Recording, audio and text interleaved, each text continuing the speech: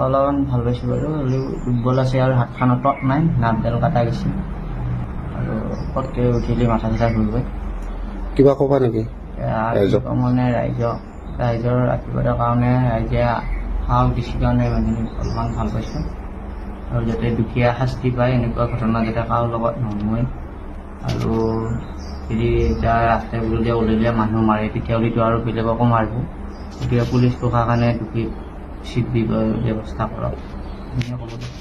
অলপমান ভাল পাইছোঁ বাৰু, হ'লেও দুৰ্বল আছে আৰু হাতখনত তত নাই, নাকডাল কাটা গৈছে আৰু পটকৈ উঠিলে মাথা চাথা ঘূৰিব। কিবা ক'বা নেকি ৰাইজক? মানে ৰাইজৰ আশীৰ্বাদৰ কাৰণে ৰাইজে সাহস দিছে কাৰণে মানে অলপমান ভাল পাইছোঁ আৰু যাতে দুখীয়া শাস্তি পায় এনেকুৱা ঘটনা যাতে কাৰো লগত নহয়।